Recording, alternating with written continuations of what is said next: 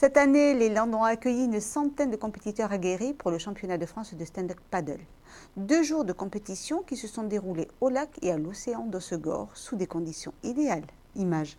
C'est avec une pagaie en main et une planche au pied que des sportifs de haut niveau ont abordé l'océan.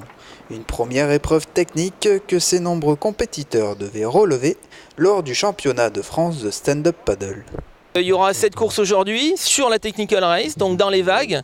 Il y a les espoirs, il y a les open, il y a les moins de 15 ans, il y a les filles. Voilà, ça constitue à peu près 7 séries. Une épreuve pas si simple pour le gagnant de la catégorie espoir. C'était vraiment technique parce qu'il y avait vraiment des grosses vagues. Je pense que l'Anor ça cassé à 2 mètres. Donc nous on fait de la race surtout sur eau plate, donc on n'a pas trop l'habitude. Mais ouais, c'était top, on a bien surfé et assez stratégique quoi, avec les vagues. Moins de vagues en revanche pour les filles que l'actuelle championne d'Europe a su tout de même apprécier. On est parti un petit peu plus tard que les garçons parce qu'il y avait quelques filles qui se sentaient pas en fait de partir dans les vagues de la Nord, ce qui est complètement compréhensible. Et bon, moi j'aurais bien aimé surfer un petit peu quand même. On a pu prendre des petites houles, tu vois, qui cassaient pas comme ce que je viens de dire. Mais donc on a pu un petit peu glisser quand même. Et là j'étais en forme, donc ça s'est bien passé. J'ai été quand même pas mal devant, donc j'ai pu gérer ma course comme je voulais. C'était super. Changement de paysage pour le 2e jour de compétition avec l'épreuve de longue distance. Un parcours de 12 km au milieu du lac d'Hossegor. Il y a tous les hommes qui vont partir sur un départ en ligne, c'est très spectaculaire, départ en ligne, et 2 minutes après, les femmes qui partent aussi sur un départ en ligne. Ils ont un parcours à faire, 2 boucles à faire dans le lac, de bout en bout, 2 boucles à faire, et ils arriveront à la plage Rosny, la plage de Hossegor.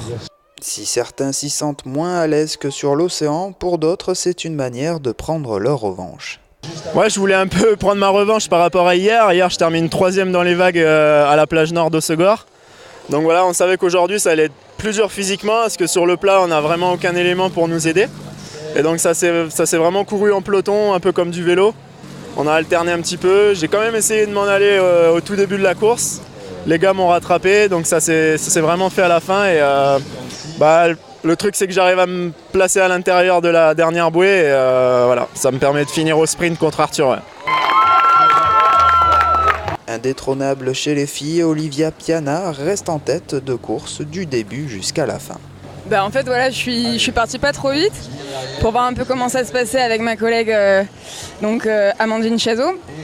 Et donc on a bien longé les berges parce qu'il y avait la marée montante pour remonter le courant. Et en fait, chez moi, je pratique le downwind, c'est quand on se fait pousser par les vagues et le vent, par Mistral, quand c'est bien fort et tout. Et là, ça reproduisait un petit peu avec le courant qui était dans notre sens, avec des petites vagues, avec les garçons aussi qui étaient sur les côtés, qui faisaient eux des vagues aussi. Donc j'ai bien glissé, je suis partie et après j'étais en forme, donc j'ai pu faire mes 2 tours et demi comme je le voulais quoi. 2 jours de compétition avec des conditions idéales, un régal pour les gagnants qui se retrouveront prochainement pour le championnat du monde.